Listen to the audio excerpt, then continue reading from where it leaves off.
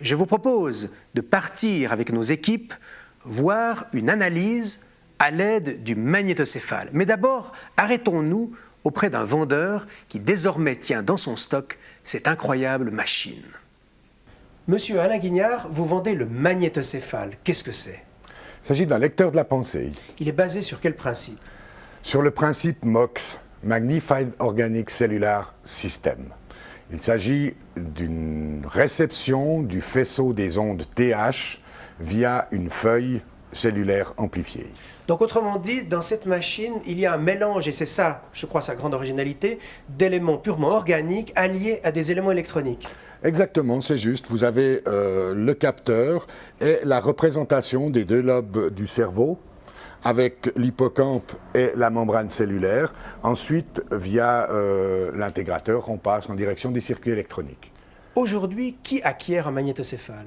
Alors, cette machine est actuellement principalement utilisée dans le monde médical, au niveau des analyses psychiatriques et psychologiques.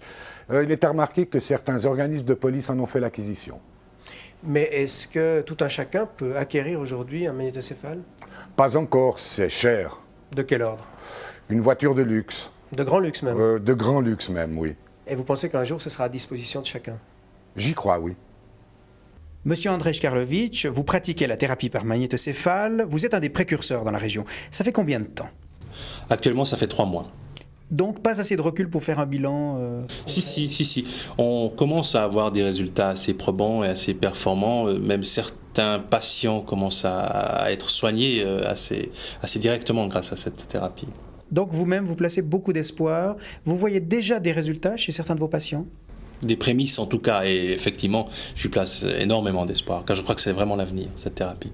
Concrètement, comment ça s'est passé dans le cas que nous allons découvrir aujourd'hui? Monsieur Bernard Gay donc, est venu ici, et suite à une petite discussion avec lui, je lui ai remis l'appareil, le magnétocéphale.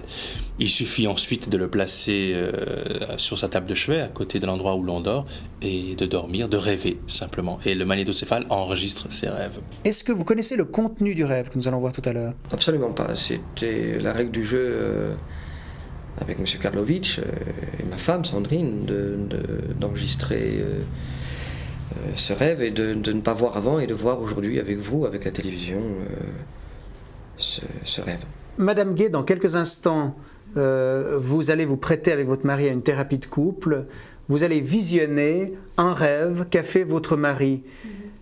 Alors que ressentez-vous? Est-ce que c'est une appréhension? Est-ce que c'est une impatience? Ah oui, c'est tout à fait bizarre comme expérience. Enfin, je sais pas. D'ailleurs, lui-même est très nerveux. Moi aussi. Et c'est absolument pas ce qu'on va voir.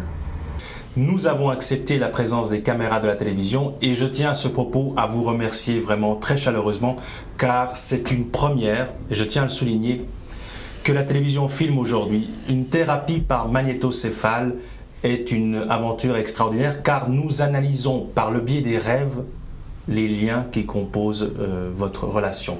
C'est bien la première fois pour vous que vous allez visionner un de vos rêves? Oui, c'est la première fois. Oui. Donc, je tiens simplement à vous mettre en garde. Visionner un rêve peut parfois être choquant. On y rencontre des situations qui n'ont pas eu lieu ou pas exactement eu lieu. Aussi, même parfois des gens qui sont décédés. Je tiens à vous le dire. Il y a de l'humour dans les rêves, il y a des situations cocasses, vous allez voir. Si pour vous il y a plus de problème, je pense qu'on peut directement passer au visionnement du rêve. D'accord? Voilà. Alors au début, les images sont un peu troubles parce que le rêve commence toujours par une chose trouble. Mireille, et voilà les images. J'ai écrit un nouveau livre. Non. Raconte-nous, qu'est-ce que c'est? C'est l'histoire d'une petite fille de 8 ans qui s'appelle Tara. Et le titre, c'est Les Années de la forêt. Ça n'a aucun rapport avec C'est chez nous, ça. le dernier que tu as fait? Non, ça n'a aucun rapport, c'est une autre histoire. Et donc, oui. C'est Jean-Loup. C'est une petite fille qui aimerait trouver son prince. Alors, je vais peut-être arrêter. Elle doit... Vous m'avez dit, c'est chez vous, c'est ça? Oui. Donc c'est votre appartement, hein? C'est intéressant. Et Mireille, c'est ça? Mireille, oui. Mireille et Jean-Loup, du toit. Ah, ils sont mariés. Oui. Vous les connaissez, donc ce sont des Oui, personnes. c'est des amis qu'on a Ah, ce sont des amis. très longtemps. Très bien. Hein. Et donc c'est une situation qui a eu lieu, c'est ça? Oui, la semaine dernière, on les a invités. Oui, c'est à peu près la même ambiance. Parler les habits comme ça, c'est pas. Les habits sont différents dans le rêve? Oui, la robe Oui. est. Oui, là, elle n'est pas aussi Oui. rouge. Enfin, c'est pas, Ouais, c'est pas l'habitude pas son de genre. Mireille de porter Oui. des robes aussi. Le rêve déforme la réalité. Ouais. Ça va comme surprenant, hein? C'est complètement fou parce que c'est exactement, enfin presque comme. C'est dingue. Non, moi je n'en reviens pas. Vraiment, Très bien. Non, mais vous allez voir, Non, tout mais va c'est- bien se passer. Donc je vais peut-être, on va continuer le visionnement du film. Par rapport avec le dernier que tu as fait ou Non, bien non, c'est- ça n'a aucun rapport, c'est une autre histoire. Ah, d'accord. Et donc, C'est- oui. Ah, bah, c'est une petite fille qui aimerait retrouver son prince. Ah, Seth, dans la forêt. pourquoi ça fait longtemps que tu écris pour les enfants et pourquoi tu veux pas écrire pour nous les adultes? Eh bien, je trouve que dans le monde des enfants, il y a un grand imaginaire. Ah bon, Non, bah, mais oui, c'est vrai que si tu fabriques du ski, tu fais pour enfants ou pour adultes, c'est des choix. oui, mais enfin c'est pas la littérature, là, on fait pas des skis, c'est ce que je veux dire. Mais dis-moi, Bernard, quand tu lis mes petites histoires pour enfants. Tellement bon, hein.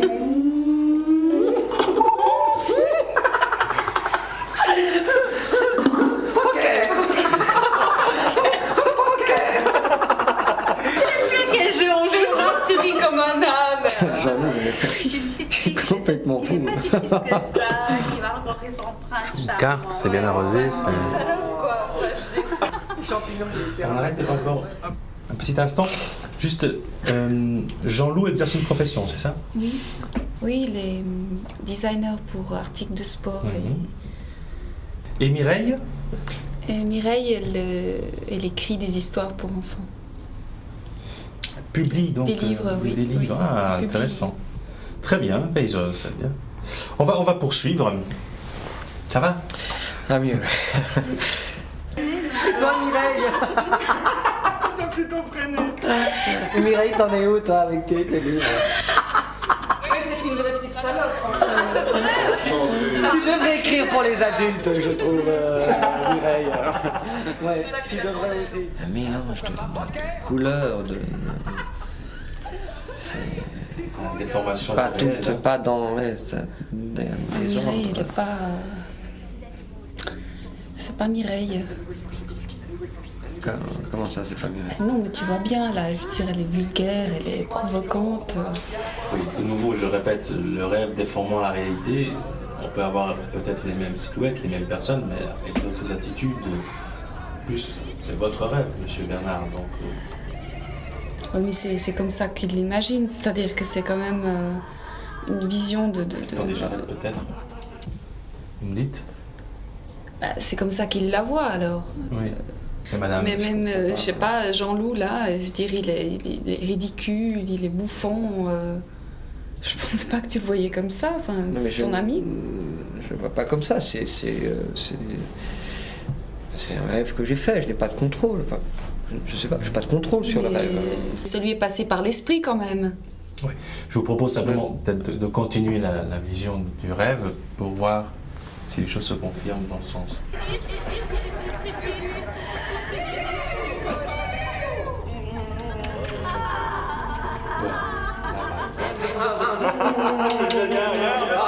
Là, par exemple.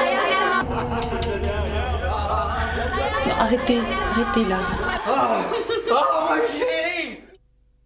Là, on voit que j'aime bien Mireille, mais pendant la soirée qu'on a vécue, celle de la semaine dernière, il n'y Oui, avait mais rien c'était- du tout. c'était pas c'est comme ça. Ça, c'est de nouveau le rêve qui déforme. Comme un Donc, c'est- bouffon, et elle, extravagante, comme ça. Non, mais Mais apparemment, Monsieur Jean-Loup n'y voit rien de mal. Par exemple, que vous ayez embrassé Mireille dans le cou, ça n'a pas l'air de le gêner particulièrement. dans le rêve, non, comme on le voit là, non. Mais vous ne l'avez pas embrassé ce soir-là. Ah, pas du tout. Je m'y C'est attendais. bien un élément purement fantasmatique. allégorique. Ça, j'en sais rien. Même pas fantasmatique, j'ai jamais fantasmé sur Mireille, Sandrine. Sur ce point de vue-là, j'en sais rien. Et je te le Apparemment, dis, puisqu'on est chez le docteur, là, on règle bien un problème, là. Tout à fait, vous pouvez... Tu vois bien, même dans le rêve, qu'il n'y a rien d'érotique, au sens même pornographique. Je ne l'imagine pas. Dans mon rêve même, je ne couche pas avec. Non, on va pouvoir continuer. Mireille, c'est une salope. Vous êtes tous des salauds. Ouais, si tu veux. Toi, J'ai mon aussi père. un Koski qui se lubrifie tout seul. Il descend des règles. Alors, il crade. Tara, mais qu'est-ce que tu crois? Il faut assez ça, que ta face presse à sa Je suis attaché contre un arbre. La nouvelle planche Sokovski. Un cœur, c'est la passion douloureuse. Là, voilà. Quoi, là, voilà. Là, elle est nue maintenant. Je suis presque nue. J'arrête peut-être.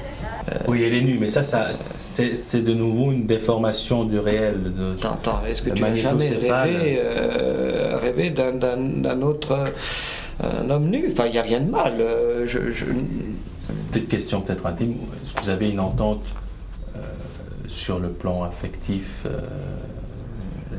sexuel? Quoi, sexuel? Je veux dire, est-ce que ça se passe bien après 7 ans? Est-ce que vous avez toujours le même désir l'un pour l'autre? Enfin, il y a des choses qui évoluent, il y a des souhaits, je sais que, enfin, nous savons de par notre profession, parce que j'en ai vu quelques-uns de ces rêves, on voit des fois des choses très surprenantes, des gens complètement déformés, des situations encore plus lubriques que ça, et parfois ça fait référence... Je sais pas ce qu'il vous faut, hein, lubrique pour lubrique. Hein. Sandrine, arrête de monter ça, sur c'est tes très conchos. gentil, hein, on a vu des choses pas de ce pires. que on parle de nous. Quoi pire? Non, pire, j'entends par là. Qu'est-ce qu'il y a de pire de voir sa meilleure amie à moitié nue, même nue, en train de dire des insanités C'est votre relation qui va se trouver améliorée, enrichie et je l'espère positivée. Ouais. Est-ce que nous procédons encore à la suite du visionnement? Ah, c'est pas fini. Non, il y a encore une dernière partie. Dans la forêt? Cache-cache. On se voit quand alors? Dans la forêt? Dans le château de mon prince?